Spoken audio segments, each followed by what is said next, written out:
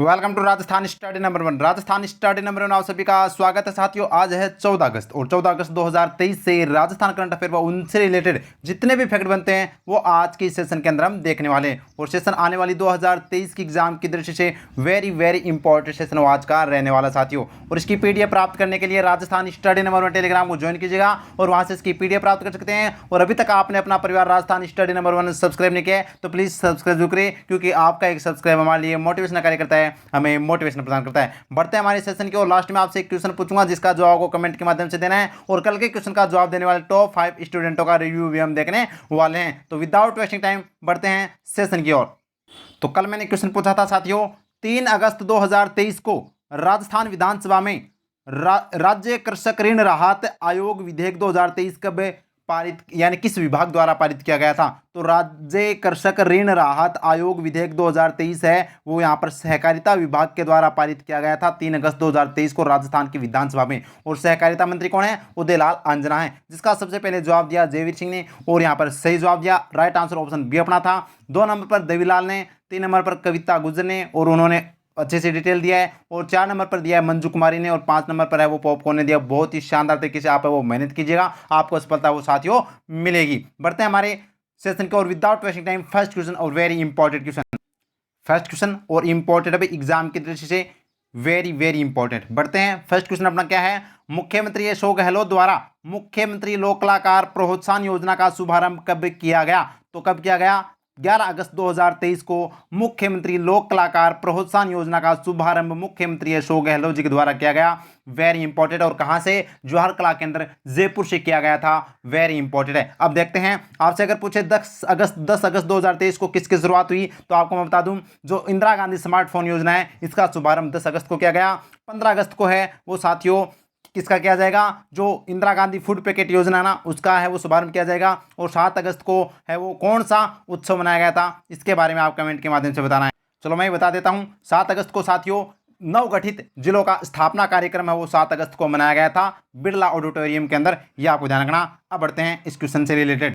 तो देखिए, मुख्यमंत्री लोक कलाकार प्रोत्साहन योजना का शुभारंभ मुख्यमंत्री अशोक गहलोत जी के द्वारा किया गया। कब किया गया? 11 अगस्त 2023 को। कहां पर? जवाहर कला केंद्र जयपुर से है वो इसका शुभारंभ किया गया। और इसका आयोजन किस विभाग के द्वारा किया गया? तो इसका आयोजन है वो कला एवं संस्कृति विभाग के द्वारा। कला व संस्कृति मंत्री कौन है? बी.डी. कला है, यह आपको ध्यान रखना। वेरी इंपॉर्टेंट है। और इसका उद्देश्य क्या है? तो देखिए, इस योजना का मुख्य उद्देश्य ये आपको 3 बातें याद रखनी है जो एग्जाम में आपसे पूछी जा सकती है साथियों। देखिए, पहला उद्देश्य क्या है? कलाकारों को 100 दिन का रोजगार मिलेगा, यानी इस योजना के तहत 100 दिन का रोजगार मिलेगा। और प्रत्येक यानी कि 100 दिन मतलब प्रत्येक दिन है वो 500 रुपये का यहाँ पर है वो रोजगार दिया जाएगा। तो यानी 100 दिन तक है वो आप देख सकते हैं कितना हो गया, लगभग 50,000 हो गया।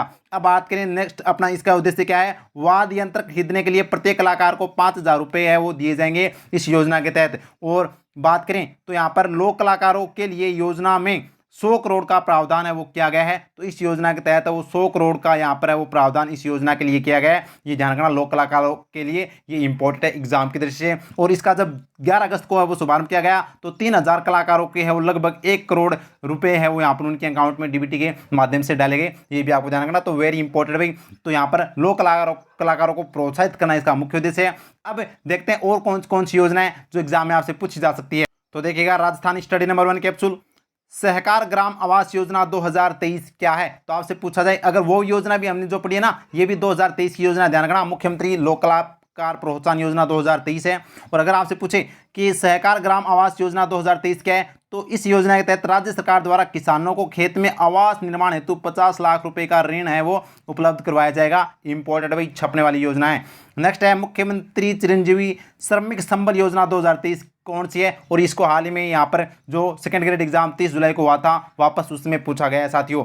तो श्रमिक व स्ट्रीट वेंडर को यहाँ पर अस्पताल में भर्ती होने पर राज्य सरकार द्वारा आर्थिक सहायता दी जाएगी किस योजना के तहत? मुख्यमंत्री चिरंजीवी श्रमिक संबल योजना 2023 के तहत। नेक्स्ट है ट्रांसपोर्ट वाउचर स्कीम 2023 क्या है? तो ये योजना साथियों उच्च शिक्षण संस्थानों व कॉलेजों में अध्ययनरत छात्राओं को प्रतिदिन 20 रुपये का है वो बस किराया दिया जाएगा।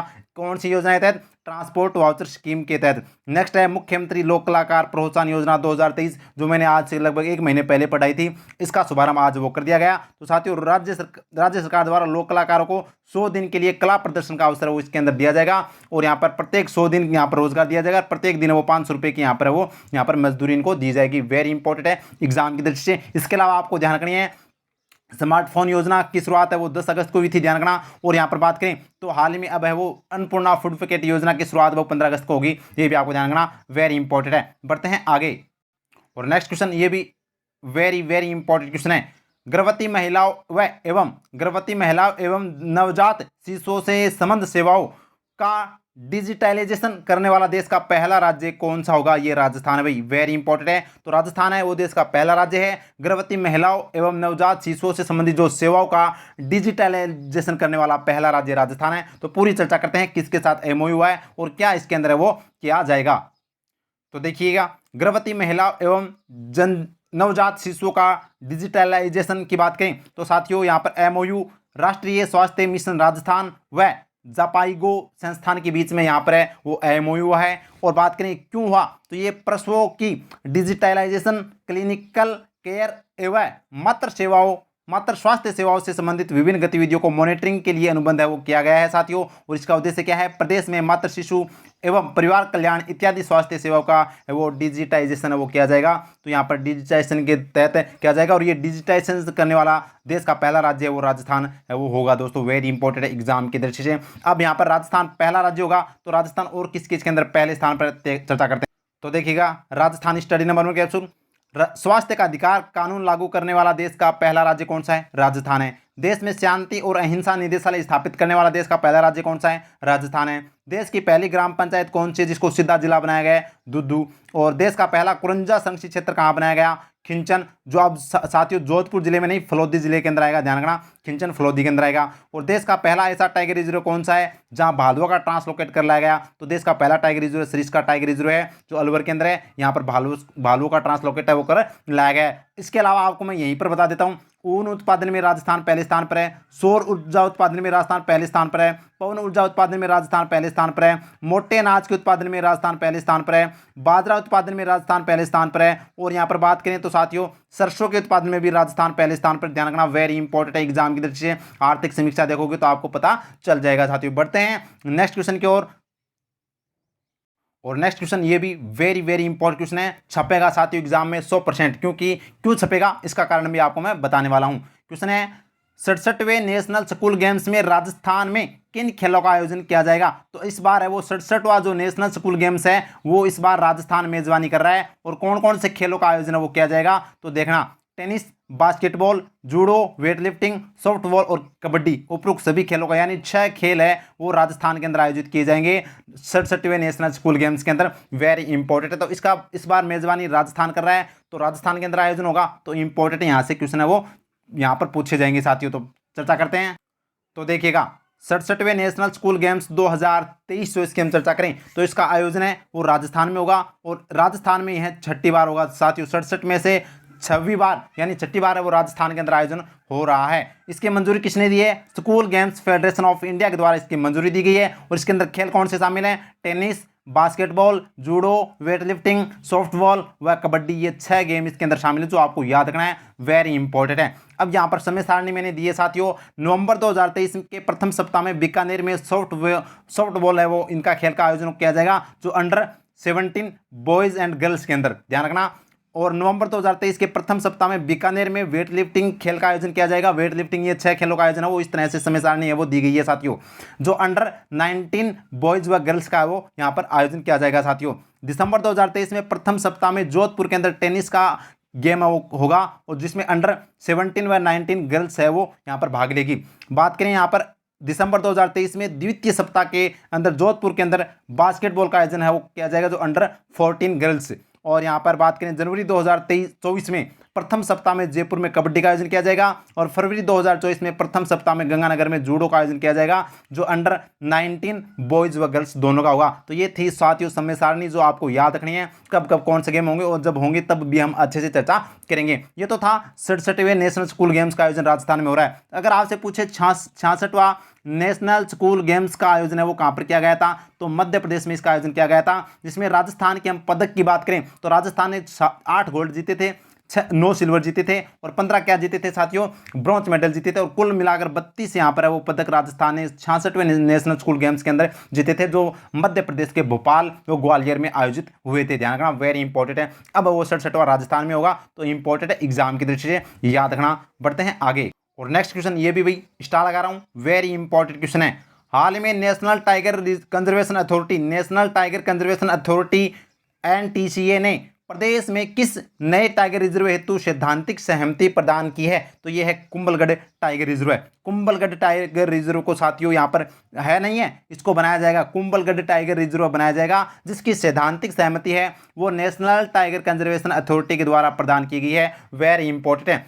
तो इसके तहत अगर ये यहाँ पर बन जाता है कुंभलगढ़ टाइगर रिजर्व, तो ये राजस्थान का 5वां टाइगर रिजर्व होगा। चौथा कौन सा है, रामगढ़ विस्तारी टाइगर रिजर्व जो कोटा बूंदी के अंदर है। और पहला कौन सा है, ये पहला साथियों रणथंभौर टाइगर रिजर्व है जो यहाँ पर सवाई माधोपुर में। अगर आपसे पूछे बांज आमली कंजर्वेशन रिजर्व है, ये कंजर्वेशन रिजर्व, ये टाइगर रिजर्व नहीं है भाई, ये कंजर्वेशन रिजर्व है जो राजस्थान का नवीनतम व 27वां है वो कंजर्वेशन रिजर्व बांज आमली जो 12 के अंदर है। अब चर्चा करते हैं इससे रिलेटेड।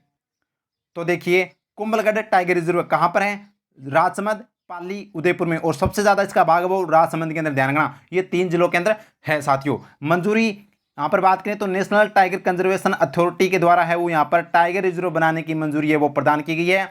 और ये राज्य का कौन सा हो जाएगा, राज्य का 5वां टाइगर रिजर्व हो जाएगा। वेरी इंपॉर्टेंट है। और अगर आपसे पूछे 1971 में इसको यहाँ पर कुंभलगढ़ वन्यजीव अभ्यारण्य के रूप में स्थापना की गई थी साथियों। कुंभलगढ़ वन्य जीव अभ्यारण्य के रूप में 1971 में स्थापना की गई थी। यह किसके लिए प्रसिद्ध है, तो भेड़ियों के लिए प्रसिद्ध है, यानी भेड़ियों का हम कह सकते हैं शरण स्थली या प्रजनन स्थली कहाँ पर है, कुंभलगढ़ के अंदर है। और यहाँ पर किस नदी यहाँ से इस जो गुजरती है, कौन सी नदी गुजरती है कुंभलगढ़ वन्य जीव अभ्यारण्य से, तो बनास नदी व साबरमती नदी गुजरती है, जो आपको ध्यान रखना है। वेरी इंपॉर्टेंट है। यहाँ पर जैन संप्रदाय का एक मंदिर भी प्रसिद्ध है साथियों, जो एग्जाम में पूछा जाता है। कौन सा मंदिर है ये कमेंट के माध्यम से बताना।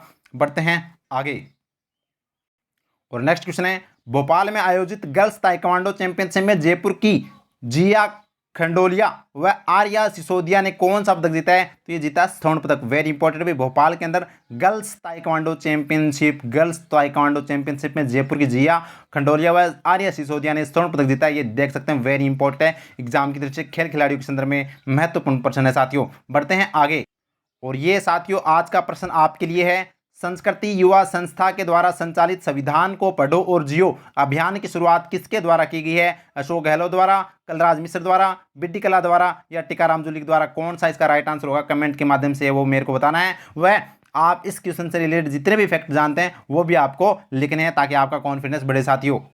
तो ये था आज का सेशन। उम्मीद करता हूँ सेशन आपको समझ में आ गया होगा साथियों। तो सेशन समझ में आ गया है तो लाइक कीजिएगा, ज़्यादा से ज़्यादा वो शेयर कीजिएगा और अपने परिवार को सब्सक्राइब कीजिएगा और अपने जो टेलीग्राम चैनल को है वो ज्वाइन कीजिएगा, इंस्टाग्राम को फॉलो कीजिएगा और क्लास को ज़्यादा से ज़्यादा शेयर, लाइक व परिवार को सब्सक्राइब। धन्यवाद धन्यवाद। जय हिंद, जय भारत माता की।